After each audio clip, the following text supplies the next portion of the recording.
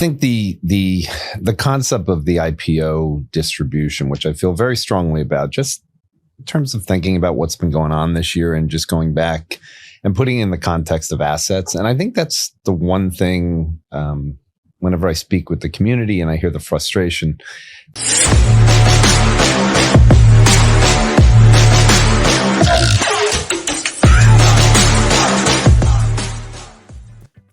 I don't know if you saw recently, there was this very viral tweet about somebody in Austin, Texas. They pulled up Uber and they pulled up the Tesla robotaxi app. And it was something like 6x or 5x cheaper for the Tesla robotaxi versus Uber. Now, it's unclear if there's any subsidization going on, right? If you remember when Uber and Lyft first came out, you could, in San Francisco, go across town for like $3. It was like amazing. And you're like, thank you, VCs, right? Obviously, it's not $3 now. Right. So there may be some of that going on. But there is still a significant reduction in cost. I think two things happen. One, that is technology that is obviously making it more affordable for transportation, which I think has shown throughout history to be kind of the trend in how you actually get prices down. But the second thing is it calls into question, like, is Tesla going to buy Uber as a pure customer acquisition strategy? And basically just say, listen, you've already gone all around the world, spent all this money to acquire all these users. We should just go ahead and save your company because you're going to get destroyed through this creative destruction of we don't have drivers. And so we have a cost advantage. And is there something there where these two companies actually, Elon becomes the owner of Uber? I wouldn't put anything past him for doing this, but I will say that the advantage for him, so you're talking about buying the users, makes sense. I think he believes, as I do, which is things go viral based on a very simple concept, and you already brought it up. The ability of offering things to people without human beings reduces the cost dramatically. And that's the reason why the profit margins are starting to become a major thing, because you've heard the numbers. Global economy. So the total sum of all the transactions in the world, $120 trillion. Okay. Total compensation, $60 trillion. So if you eliminate all human beings working theoretically, then you have infinity, because you have a zero on the denominator. All of this stuff is like Jordi Visser removes all human labor. Well, if people get things for free and they don't have to work, and this is the part that it goes through it, if kids right now, if you took a poll of the people that are mad about the situation that Peter Thiel wrote about, he wrote a lot of things in there. The inflation was not part of it then, because we didn't have COVID. That's why I brought up the COVID. COVID reset things to levels. I don't remember if we talked about it last week. We probably did, but like Chipotle is exactly that age group. I mean, I have three kids between the ages of 21 and 25.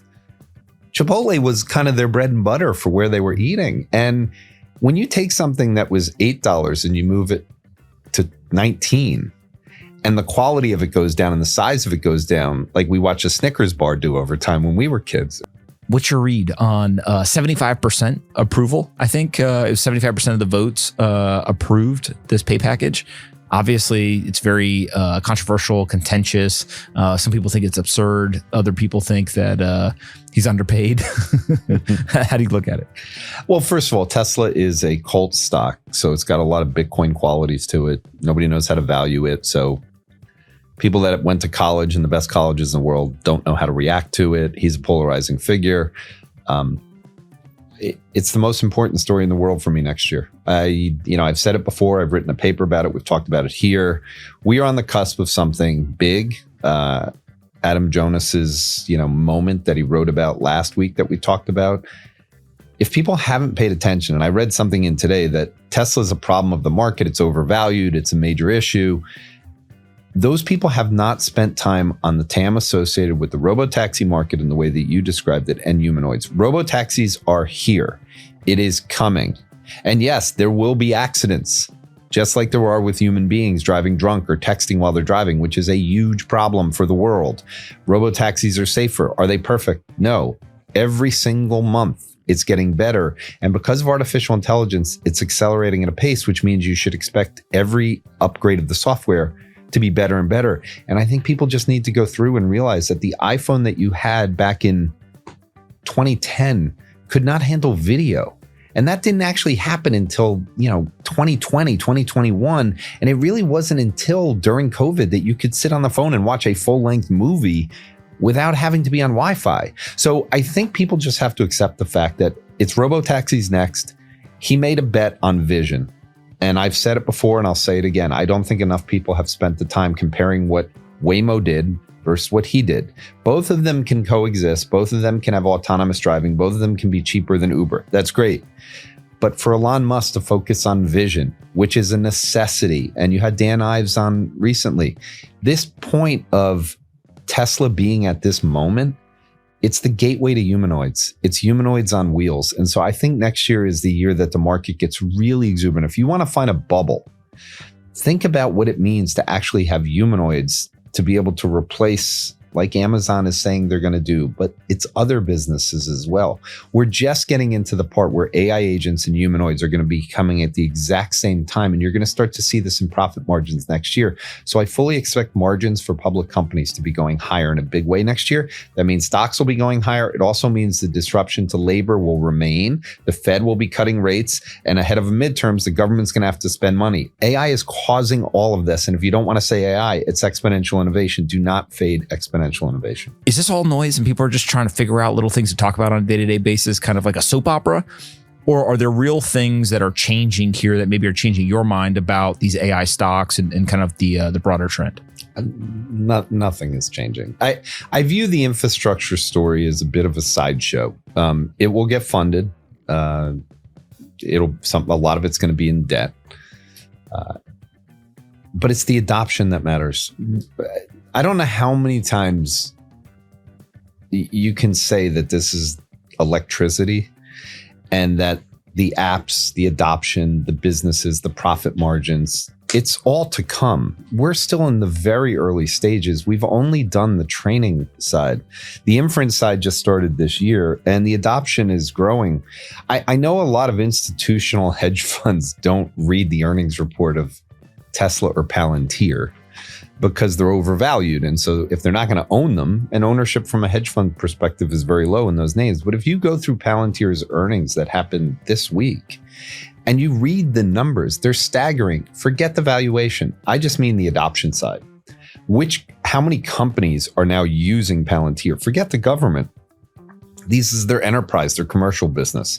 The numbers are going rapidly. The reason I kind of jump into that is the next phase. The AI agents, the digital employees that we talked about, which are already having pressure on businesses or on labor.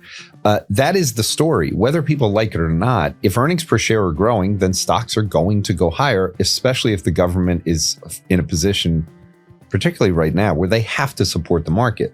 And I don't mean support it where they make sure it's going down. I actually mean making sure that the parts of the economy and labor, we're going into a midterm election.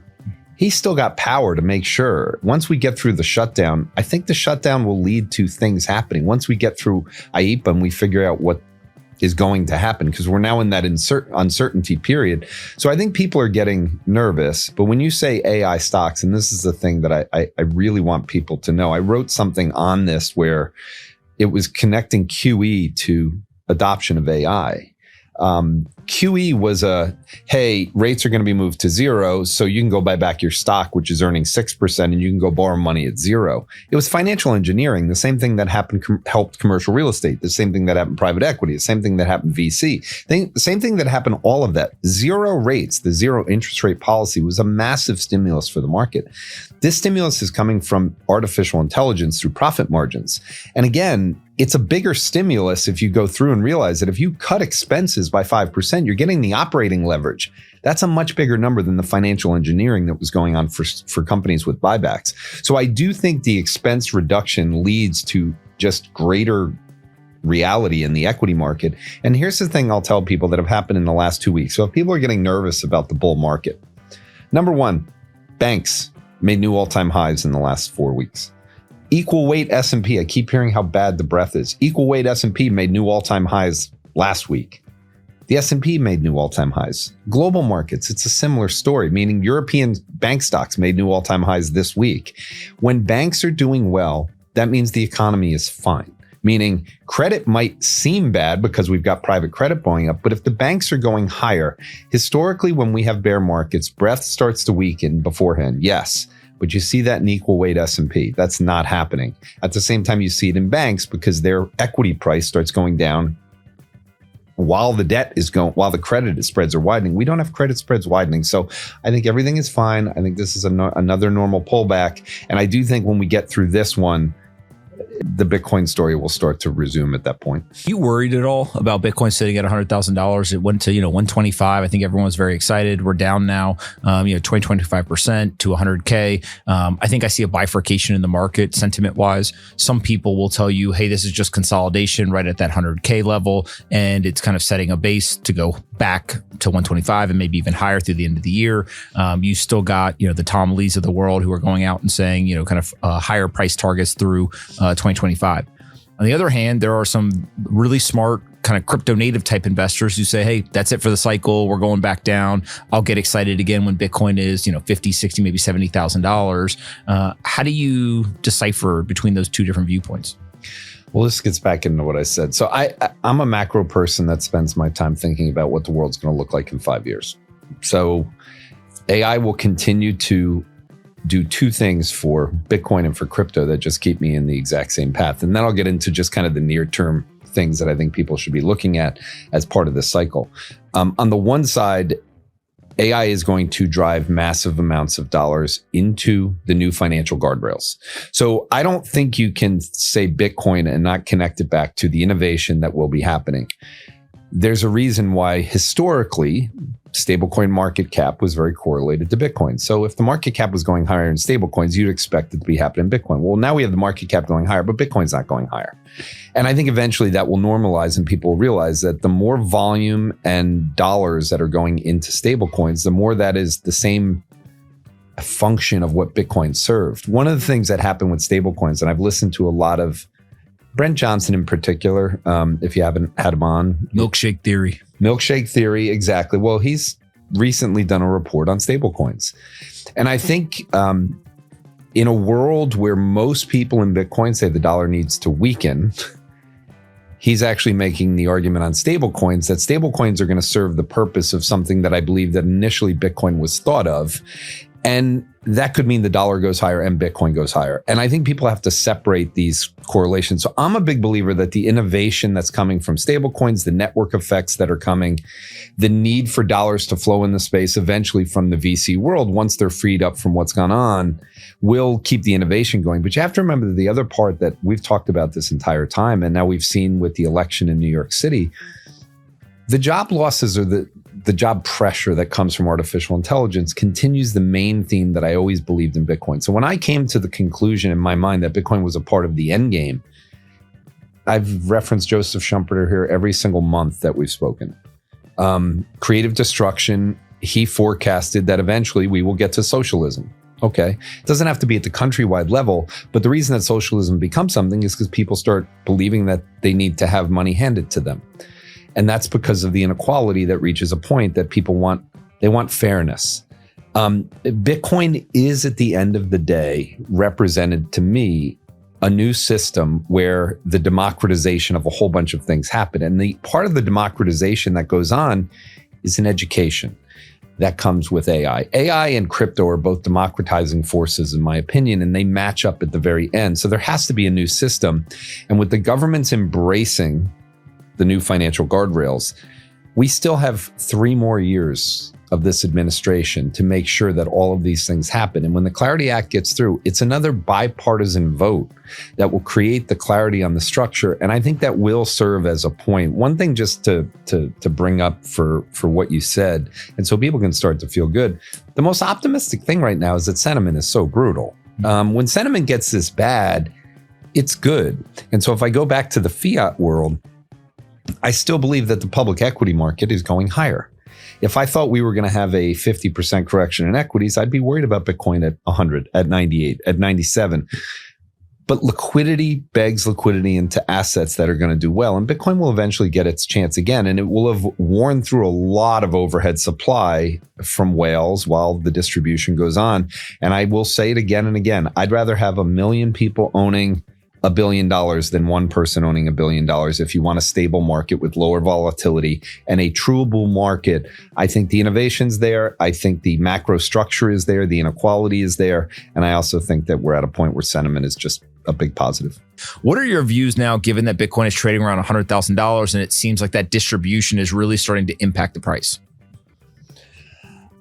Well, I think the concept of the IPO distribution, which I feel very strongly about, just in terms of thinking about what's been going on this year and just going back and putting in the context of assets. And I think that's the one thing, whenever I speak with the community and I hear the frustration, there's always some correlation or some part of the asset market that fits into Bitcoin.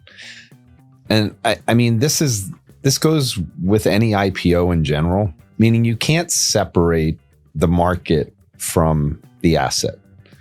And in the case of Bitcoin, let's leave it alone as not crypto. Let's treat it as a financial asset. So the bond market's been garbage, which we know about. But I think if you break down the parts that are relative for Bitcoin and you go back and you go, okay, except for Bitcoin, what's actually worked over the course of the last 4 years with inside the crypto space? The altcoins they're still not up to the highs as an index as they were back in 2021, 2022.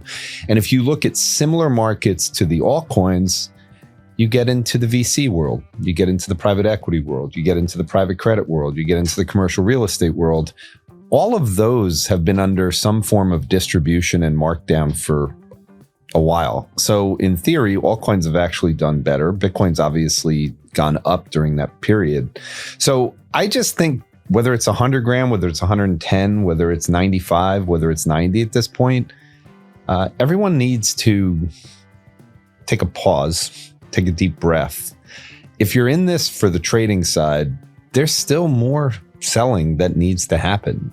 If you believe the numbers and you believe that about 10,000 people own about 33% of Bitcoin, you throw out Satoshi's number, you're still dealing with, 30%, 28% of $2 trillion.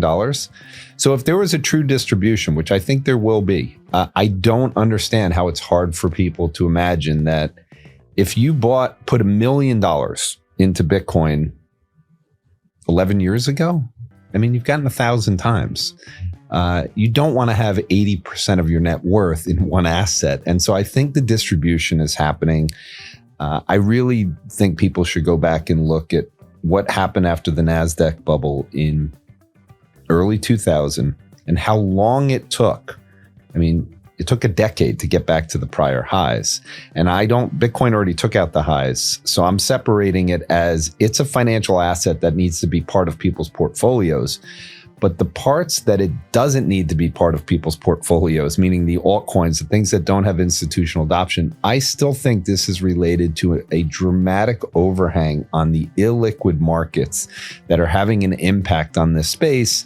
And over the course of, unfortunately, the last 2 weeks, for people that wanted to see some kind of a bid, now you've had a dramatic fall in a lot of these non-profitable speculative stocks.